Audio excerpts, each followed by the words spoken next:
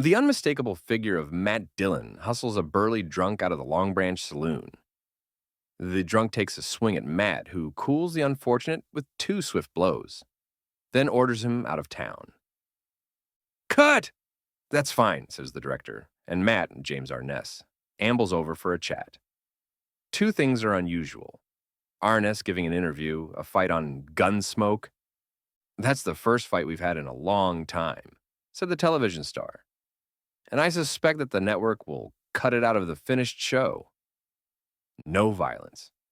Like all action series, Gunsmoke underwent a clampdown on violence in the wake of the Kennedy King assassinations 2 years ago. Said Arness, we have a little more freedom now, but not much. I can understand the reasons for cutting down on violence, but I must say it makes it damned hard to film a Western when you can't use fists or guns. Despite the restrictions, Gunsmoke continues to flourish. On the day we met, the CBS series was number one show in the Nielsen's ratings. That was one reason Jim Arness seemed happy. Another was that he was nearing the end of his 16th season as the Marshal of Dodge City. He was soon to be departing for other climes, as is his custom when not filming. Rich man, a shy and retiring man despite his fame and wealth. Gunsmoke has made him a millionaire 2 or 3 times over.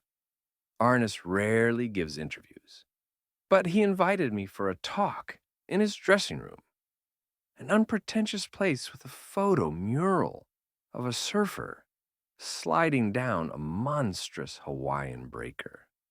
Surfing is an Arness hobby. He spread his sturdily built 6 feet 4 inches on the soiled bed cover and talked about his double life as Matt Dillon and Jim Arness. How does he keep up his enthusiasm after 16 years in the same role? That's not hard to do, sure. A lot of the work is routine, like walking in the saloon and saying, hello, how are you, and that sort of thing. But every now and then I get scripts that really make me stretch as an actor. That's where the fun is.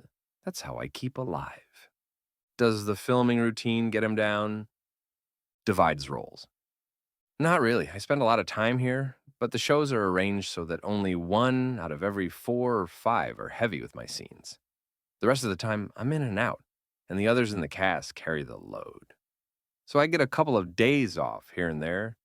Then we get 8 to 10 weeks off in the winter and 8 to 10 weeks off in the summer. Why has Gunsmoke managed to hang on so many years?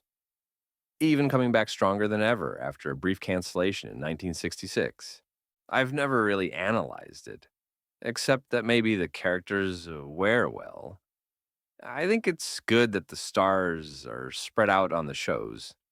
That leaves people wanting more, which is the best approach in show business. How long can Gunsmoke continue? A waits word. Gosh, I don't know. CBS hasn't told us yet that we're renewed for next year. You never can tell until you get the word. Sure, the ratings have been good, but that isn't the whole story anymore. They have this thing about the nature of the audience. Demographics, it's called. What's our demographics? I haven't the slightest idea. What would he do if the series folded? I suppose I'd look for another job. Not right away.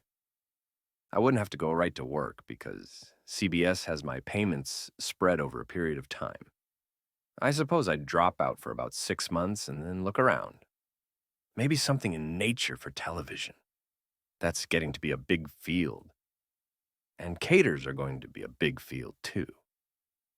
I imagine I could find something I could do